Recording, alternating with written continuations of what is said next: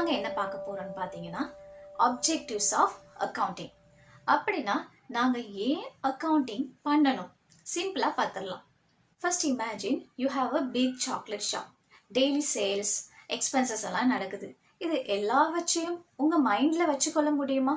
Impossible. So objective 1 systematic record keeping. அதாவது இந்த accounting எங்களுடைய எல்லா டிரான்சாக்ஷன்ஸையும் கிளியராக நோட் பண்ணி கொடுறதுக்கு ஹெல்ப் பண்ணுது. மீன்ஸ் எங்களுடைய பிஸ்னஸுக்கு ஒரு டைரி மாதிரி. சுமார் 10,000 வருடங்களுக்கு முன்னதாகவே அப்போ இருந்த ஜனங்கள் தங்களுடைய சொந்த ஆடு மாடு கோழி ஒட்டகங்களை டெய்லி ட்ராக் பண்ணி இருந்திருக்கிறாங்க. ஸோ இதுல இருந்தே தெரிய வருது, அப்போ இருந்தே அந்த காலத்துல இருந்தே இந்த அக்கௌண்டிங் ரெக்கார்ட்ஸ் நடைமுறையில இருந்திருக்குன்னு. நெக்ஸ்ட் மந்த் எண்ட் வந்துட்டா நீங்க என்ன நினைப்பீங்க? நான் ப்ராஃபிட்ல இருக்கிறேனா இல்ல லாஸ்ல இருக்கிறேனான்னு கண்டிப்பா நீங்க நினைப்பீங்க. அதுக்கு தான் ஆப்ஜெக்டிவ் 2 ப்ராஃபிட் அண்ட் லாஸை கண்டுபிடிக்கணும். அதாவது அக்கௌண்டிங் டெல்ஸ் யூ உங்க சாக்லேட் ஷாப்ல நீங்க சம்பாதிக்கிறீங்களா இல்லையான்னு. Third financial position.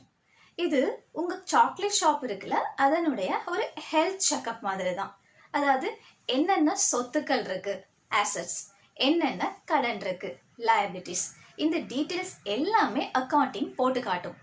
ஒரு fun fact, the world famous investor Warren Buffett daily 500 pages financial ஸ்டேட்மெண்ட்ஸை ரீட் பண்ணுவானா பிஃபோர் இன்வெஸ்டிங். கேட்கவே ஹெவியா இருக்குல்ல. ஃபோர்த் ஆப்ஜெக்டிவ் ஸ்டேக் ஹோல்டர்ஸுக்கு இன்ஃபர்மேஷன் ப்ரொவைட் பண்ணணும். யார் இந்த ஸ்டேக் ஹோல்டர்ஸ்? நீங்க தான், வேற யாரு? ஆனர்ஸ், பேங்க், இன்வெஸ்டர்ஸ், கவர்மெண்ட், இவங்க எல்லாருக்குமே அக்கௌண்டிங் ஸ்டேட்மெண்ட் தேவையா இருக்கு ஃபார் டிசிஷன் மேக்கிங்.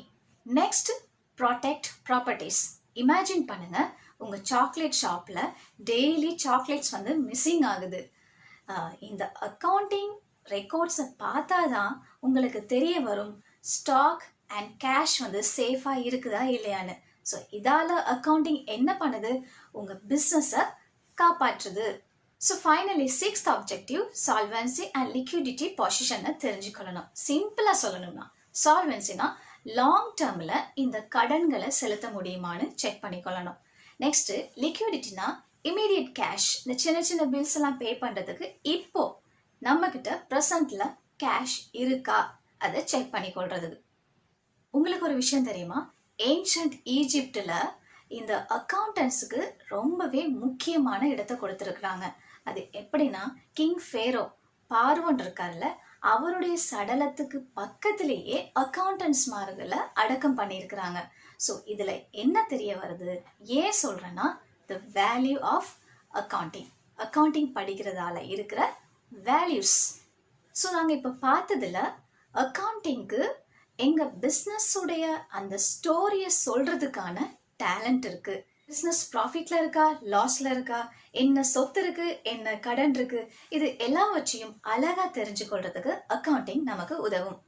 நெக்ஸ்ட் வீடியோல அக்கௌண்டிங் சம்பந்தமான ஈஸி அண்ட் ஃபன் டாபிக்ஸ் பார்க்கலாம். If you enjoyed this, like, share and subscribe the account coach. See you soon.